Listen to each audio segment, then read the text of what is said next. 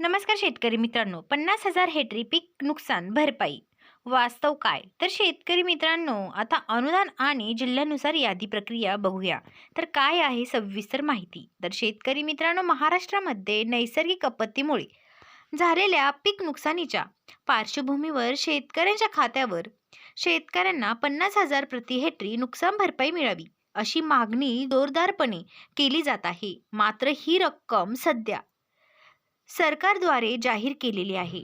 तर आता अधिकृत मदतीचा दर नाही हे शेतकऱ्यांनी लक्षात घेणे आवश्यक आहे. ही मागणी राज्यातील शेतकरी संघटना आणि विरोधी पक्षांच्या केंद्राने केलेली आहे.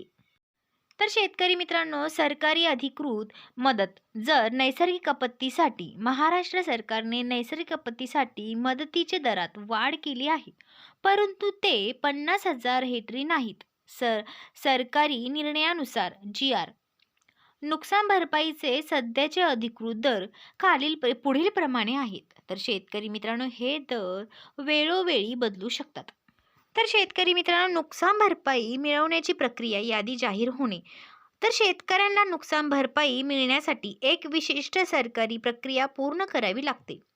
जिल्ह्यानुसार यादी जाहीर होणे हा या प्रक्रियेतील अंतिम आणि महत्त्वाचा टप्पा असतो.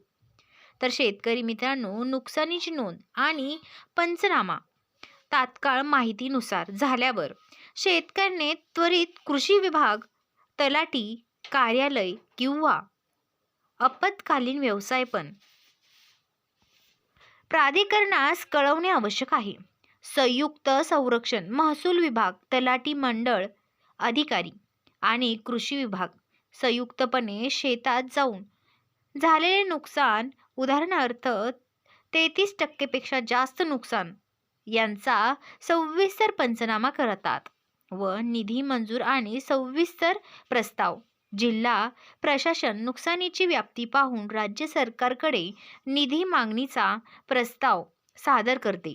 तर आता शेतकरी मित्रांनो, शासनाकडून निधी मंजूर, राज्य सरकार मदत व पुनर्वसन विभाग प्रस्तावाचा अभ्यास करून मदत देण्याचा निर्णय घेत असतो आणि त्यासाठी सरकारी निर्णय जी.आर. द्वारे विशिष्ट निधी मंजूर करतो.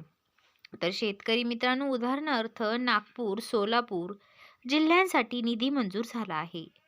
लाभार्थी यादी मंजूर झालेल्या निधी जिल्हाधिकारी कार्यालयाकडे वर्ग झाल्यावर जिल्हा प्रशासन, तालुका आणि ग्रामपंचायत स्तरावर लाभार्थी शेतकऱ्यांची अंतिम यादी तयार करते. यादी प्रसिद्ध ही अंतिम यादी ग्रामपंचायत कार्यालय, चावडी किंवा तलाठी कार्यालयात प्रसिद्ध केली जाते. तेथे पैसे जमा डीबीटी या यादीत शेतकऱ्यांना आधार संकलन बँक खात्यात नुकसान भरपाईची रक्कम थेट जमा केली जाते. तर शेतकरी मित्रांनो, अशाच नवनवीन अपडेटसाठी आपल्या चॅनलला सबस्क्राईब करा. धन्यवाद.